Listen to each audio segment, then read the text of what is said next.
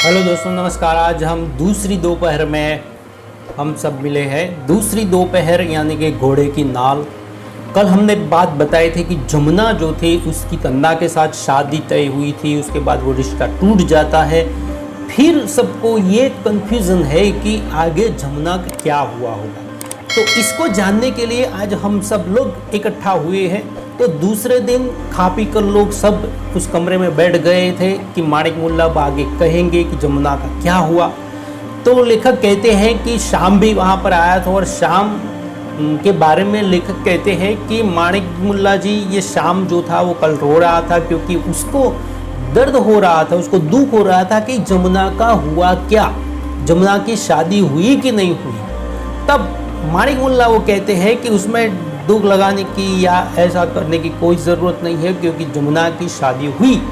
और कैसे हुई, तो ये बात जानना बहुत ज़रूरी था। तो आइए हम देखते हैं घोड़े की नाल, जिसमें जमुना की शादी कैसे हुई और उसमें घोड़े की नाल का क्या जिक्र है, घोड़े की नाल का क्या महत्व है, उसके बारे में जानते हैं। तो आइए देखते हैं घोड़े की नाल।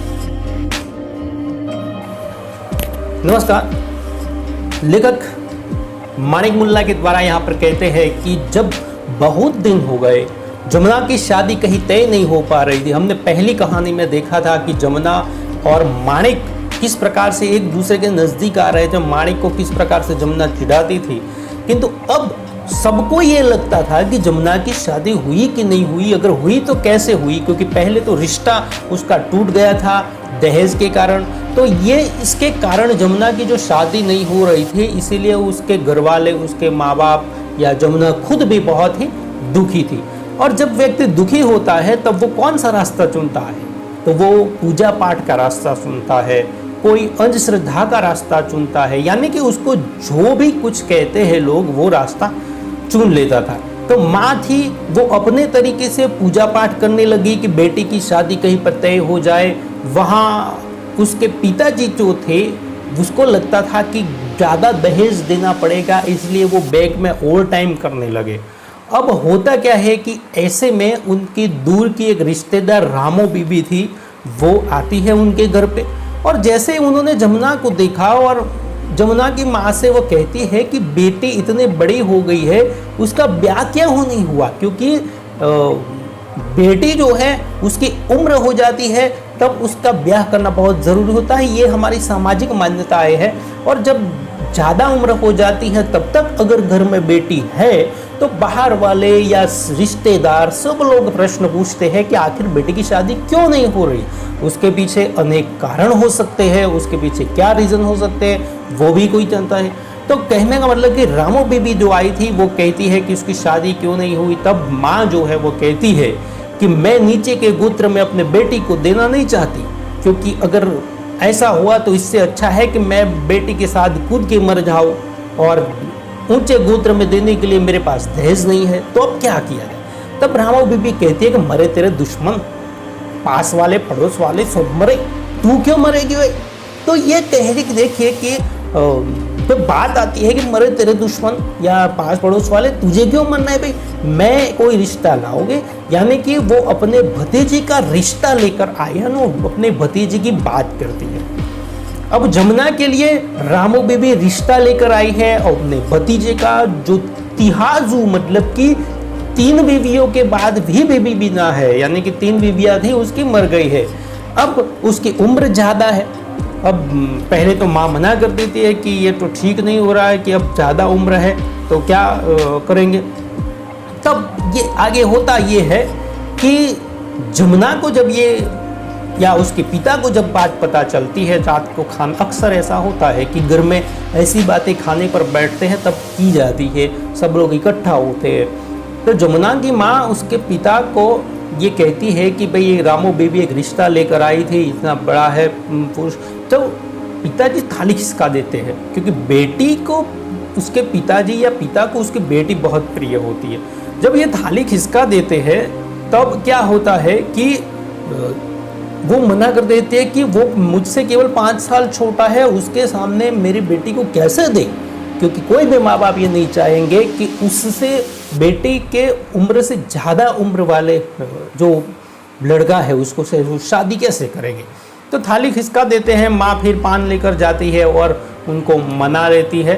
और जब जमुना थी उसकी शादी जब तय हो गई और जब शादी के बाद शादी होने वाली थी तब वो बहुत दुखी थी, क्योंकि कोई भी लड़की ऐसा नहीं चाहेगी कि इतना बड़ा पुरुष है और उसके साथ उसकी शादी हो। तो दिक्कत ये है कि जमुना बहुत दुखी थी, उसकी बारात आई तब तक वो दुखी थी। उसको लगता था कि मेरे भविष्य में ये क्या हुआ। उसको तो तन्ना पसंद था और तन्ना नीचे का गोत्र था, इसलिए वहाँ पर शादी नहीं कर सकी। तो यहाँ पर होता ये है कि जब वो बारात आती है और धीरे धीरे जैसे उसको गहने चढ़ाए जाते हैं और जब गहने चढ़ते हैं तब गहनों का जो प्रेम है नारी का, जैसे कि हमने प्रेमचंद के उपन्यास गबन में भी झालपा का जो गहनों के प्रति प्रेम हमने देखा है। तो ये जो प्रेम है कि अगर महिलाओं को गहने मिल जाए तो वो सब कुछ भूल जाती। कहने का मतलब ये है कि जमुना की बात मैं कर रहा हूँ कि जमुना को जब गहने मिले तो थोड़ी बहुत खुश हो गई, उसको लगा कि सब ठीक ठाक है। अब तो अब फिर वो अपने ससुराल में चली जाती है। वहाँ पर उसका पति वृद्ध है, बूढ़ा है, और किंतु उसकी जायदाद है, कोई नणंद नहीं है, कोई उसकी बहन नहीं है, माता पिता नहीं है, कोई नहीं है, और खाने वाला कोई नहीं है, वो अकेला है। अब जमुना का भविष्य जो था वो तो उज्जवल हो गया, सुख में आ गई वो तो, और भी तन्ना से भी ज़्यादा उसका जो स्टेटस था वो बढ़ गया। अब जब जमुना जो थी वो ससुराल से वापस अपने मायके आती है तो स्वाभाविक है कि बहुत लोग पूछते हैं कि कैसा है ससुराल। वो अपने ससुराल की बातें करती है कि वहाँ पर तो धन फटा पड़ा है, बहुत कुछ है, खाने वाला वो ही नहीं है। और मैं जब यहाँ पर मायके में आई तो 250 रुपये तो उन्होंने ऐसे ही ट्रंक में रख दिए, जैसे मैंने मना कर दिया था फिर भी। किंतु वो बहुत दिन अपने मायके में नहीं टिक पाई, क्योंकि एक दिन रात को उसके पिताजी आए, बहुत दुखी थे, और जब पता चला कि 127 रुपये का घोटाला हुआ है उनसे, और जो 127 रुपये अगर जमा नहीं किए जाएंगे तो उनको जेल भी हो सकती है। तो जमुना को जैसे ये पता लगा तो उसके पास तो 250 रुपये तो थे, किंतु अब देखिए कि लड़की का ब्याह हो गया है और वो अपने ससुराल में है। ससुराल वालों की भी वो सोचती है कि अगर इसमें से मैं अपने पिता को पैसे दे दूंगी तो मेरे बच्चे क्या खाएंगे, या तो अभी तो शुरुआत है, ये तो मांगते ही जाएंगे फिर। तो इसके कारण वो जल्दी से जल्दी वहाँ से निकल पड़ती है और अपने ससुराल में चली जाती है। जब वो ससुराल में चली जाती है तब बार बार बहुत साल हो चुके हैं, तब उनको कोई संतान नहीं होती है, क्योंकि उसका पति बूढ़ा है, वृद्ध है। और इसके कारण क्या होता है कि लोग जो है तरह तरह की बातें करते हैं। अब इसके लिए और भी क्या उपाय किया जाए, जैसे उस जमुना की शादी के लिए पूजा पाठ किया गया और बहुत कुछ किया गया, तो अब इसी के माध्यम से वो चाहते हैं कि उसको कोई संतान हो। तो बहुत लोग उसको सुझाव देते हैं। तो किसी ने सुझाव दिया कि भाई सुबह शाम तुम गंगा जाकर सुबह शाम 4 बजे स्नान करोगी और ब्राह्मण को दान देगी, फूल चढ़ाओगी मंदिर में, तो तुम्हें अवश्य संतान प्राप्त होगी। तो अब प्रश्न ये खड़ा होता है कि 4 बजे उसे लेकर जाए कौन गंगा किनारे, क्योंकि पति तो बूढ़े थे। अगर वो लेकर जाते, तांगा था घर में, वैसा ही स्थान है, गाड़ी है, कौन लेकर कौन जाए, तो तांगा था, किंतु बूढ़े पति थे, वो तो अगर लेकर जाते तो खांसने लगते, सर्दी लग जाती। तो किया जाए, रास्ता ये निकलता है कि उनके घर में नौकर था रामधन, जो तांगा चलाता था, वो जमुना के पति का। अब बात ये तय हुई कि भाई जो रामधन है उसको जल्दी से छुट्टी दे दी जाएगी दोपहर को, और सुबह 4 बजे वो वापस आएगा और जमुना को लेकर गंगा किनारे जाएगा और स्नान करवाएगा और फिर वापस लेकर आएगा। तय ये हुआ। तो सुबह सुबह हर रोज दोनों निकल पड़ते 4 बजे, जमुना और ये तांगे वाला रामधन दोनों गंगा किनारे जाते, और सुबह का 4 बजे का समय होता, बहुत ही सुंदर वातावरण होता था, और गंगा किनारे वो तांगा टक टक टक टक टक टक टक टक चलता। और जैसे जमुना थी वो वहाँ पर ठंड में नहाने के लिए जाती, नहाकर वो वापस आती। एक दिन तो ये हुआ कि जमुना इतने ठंड में कांप रही थी कि वही गिर पड़ी। अगर रामधन उसको उठाकर तांगे में न बिठाता तो शायद मर जाती। अब रामधन को ये लगता है कि ये सारा क्यों ऐसा किया जाए, क्योंकि ये इतने ठंड में क्यों नहाया जाए। तो वो ये सोचता है कि जमुना को एक रास्ता दिखाता है। वो कहता है कि ऐसा करने से अच्छा है कि मुझे पता है कि अगर किसी घोड़े की नाल को, घिसी हुई घोड़े की नाल को, अब जो घोड़े की नाल जो शीर्षक है, जो चीज़ है उसको यहाँ पर आना बहुत ज़रूरी है। तो यहाँ पर देखिए कि माणिक मुल्ला ने पहले ही बच्चों को दिखाया था घोड़े की नाल, और उसके बारे में वो कहते हैं कि यही घोड़े की नाल है, तो जिसके साथ जमुना का संबंध जुड़ा हुआ है। तो अब ये घोड़े की नाल आई, और ये घोड़े की नाल की अगर चंद्र ग्रहण के समय विंट यानी कि बना के पहनी जाए तो शायद तुम्हें बच्चा हो सकता है। अब ये कुछ श्रद्धा या अंधश्रद्धा की बातें हैं, वैज्ञानिक रूप से हम नहीं कह सकते, किंतु ऐसा इसमें ये रामधन झा वो कहता है। किंतु प्रश्न वहाँ भी एक खड़ा हुआ कि 3 दिन के बाद ही चंद्र ग्रहण है। पहले तो जमुना ने मना कर दिया कि भाई नहीं ये ठीक नहीं है, किंतु अब बात जब ये होती है कि 3 दिन के बाद ही चंद्र ग्रहण है, तो ऐसे में घोड़े की नाल लाए कहाँ से। अब रामधन कहता है कि घोड़े की नाल तो उसके घोड़े में फिट करवाई है पैर में, किंतु 3 दिन में घिसेगी कैसे। अगर घिसी हुई नाल ही है तो ही वो प्रभावक हो सकती है। इसके लिए रास्ता ये निकलता है कि वो जमुना से कहते हैं कि अगर आप कहे तो हर रोज़ अगर घोड़ा 12 मील तक चलेगा तो नाल जो है वो घिस जाएगी, और घिस जाएगी तो उसकी जो अंगूठी है वो बना के आपको पहना दी जाएगी। 12 मील चलने के लिए 4 बजे की जगह सुबह 2 बजे उठना पड़ता।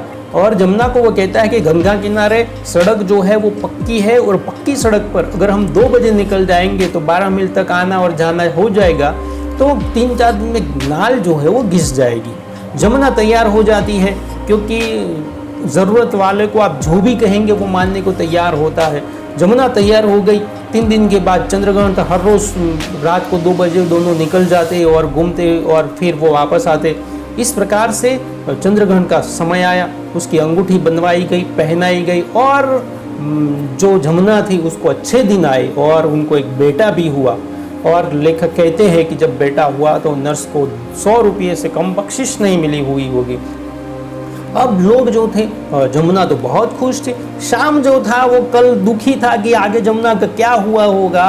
वो धीरे धीरे खुश होता जा रहा है, क्योंकि जमुना के लिए अच्छा हो रहा है। भले पति उसका बुरा मिला, किंतु ये सब खुश, उसको बेटा हो गया है, धन दौलत है, पति है।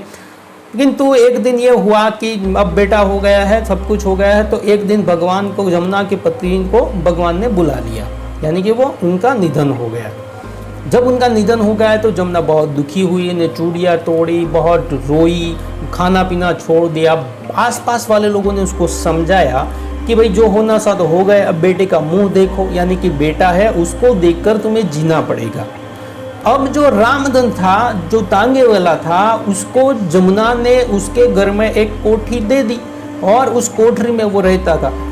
अब जब माणिक मुल्ला वो नाल लेकर बच्चों के सामने आते हैं, तब बच्चे कहते हैं कि तो ये नाल की, घोड़े की नाल की तो अंगूठी बन गई थी, तो ये तुम्हारे पास कहाँ से आई।